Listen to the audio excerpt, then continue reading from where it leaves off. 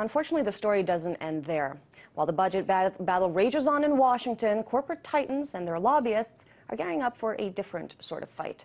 One to overhaul the corporate tax rate to make it even easier to keep their massive profits out of the reach of Uncle Sam.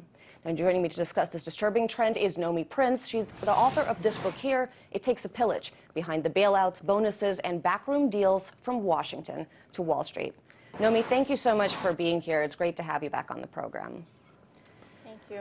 Now, I want to start by asking, how do you think we got to this point, a point where it seems like the biggest companies seem to essentially dictate how this country's finances are handled?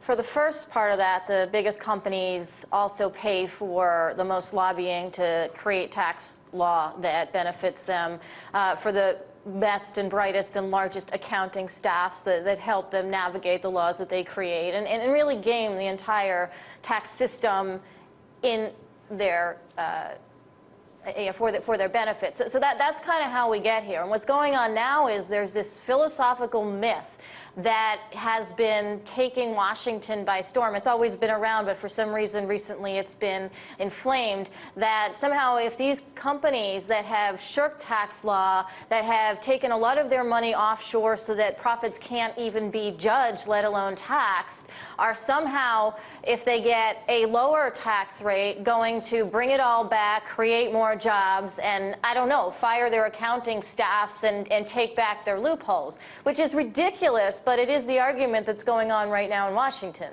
Well, President Obama, a Democrat, in his State of the Union address promised to close these loopholes and reform the tax rate. And now we're sort of seeing the administration itself renege on those promises. Talk about what's happening behind the scenes there. I mean, I thought this was supposed to be a Republican versus Democrat issue, right? It's a corporate versus regular people issue more than anything else, and we have a government that is not just run by corporations, it's funded by corporations in terms of laws, but it's not funded by corporations in terms of taxes. The revenues, the tax revenues, which you just talked about in your earlier segment, which we don't have enough of, which is why we have a budget problem, were $2.1 trillion last year. Only 8.9% of that were paid by corporations. So $187 billion out of $2.1 trillion were paid by corporations. Almost 80% of what went in came from us. It came either from Social Security, benefits, or direct individual taxes. So we pay, and corporations get the benefit not just of services, but of continuing to dictate the policy that happens in the United States. And when Obama originally campaigned on a platform of helping individuals, of standing up to Wall Street, all of that happened in a time where it seemed to him, and it was politically expedient, to recognize there was a problem, that there was a crisis, that the banks had screwed everything up. And now, 2 years later, the banks are sitting on a lot of profits. They're not paying taxes. Bank of America is one of many. The 6 biggest banks have 900 subsidiaries they've created offshore to avoid paying taxes in a part of their profits.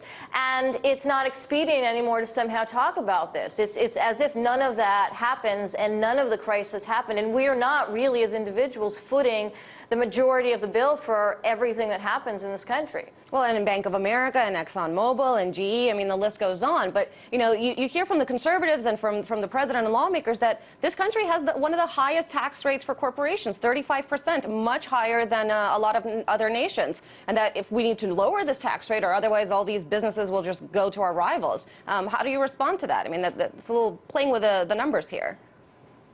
Well, exactly, and that's where hiring creative accountants comes in. The tax rate is 35%, and on the face of that, that is higher than most countries. But the effective tax rate, what actually comes in on average, is only 13.4%, which is actually lower than a lot of countries. It's not lower than the 0% that you would get in an offshore account in the Grand Cayman, in the Cayman Islands, but it's certainly lower than many other countries. And the 35% figure gets thrown around as if that's actually what was happening. If 35% was the actual figure, then instead of paying $187 billion out of $2.1 trillion, corporations would have paid closer to over a half $1 trillion into the $2.1 trillion, which is still a smaller portion than individuals, but certainly much more. So the 35% is really a meaningless number.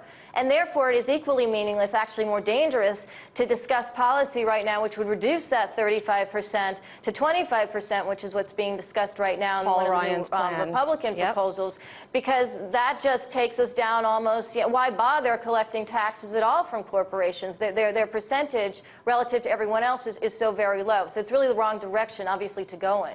I mean, it just baffles me that we're at this time where, this entire country does actually finally seem to be focused on our spending issues, our spending problems, now that the government shutdown is looming. And I just don't understand why nobody, neither in the mainstream media, neither some of the politicians, I mean, not all politicians are beholden to corporate interests. So why is it that nobody is bringing up this point that we're essentially asking this country to sacrifice on the backs of the working class while giving these giant companies a complete break, a free pass? I don't understand it.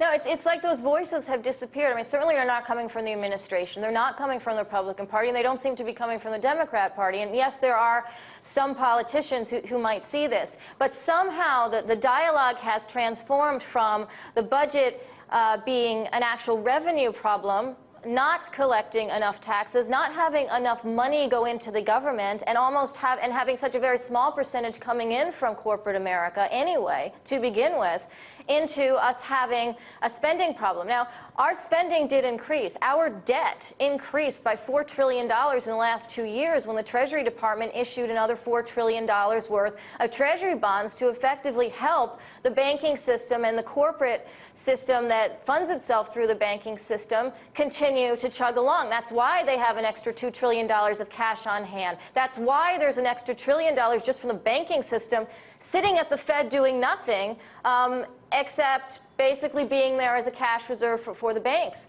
And you have money around, you have revenue around, you have the ability to tax and to take back and to balance the budget in a different way. And instead, the argument continues to focus on cuts. And we can cut and cut and cut. The reality is, if revenue doesn't get increased, it won't matter, because there is too much of a gap in terms of what comes in. Well, it seems that the only thing that we're really lacking is courage from our political leaders. Thank you so much, Nomi, author of It Takes a Pillage.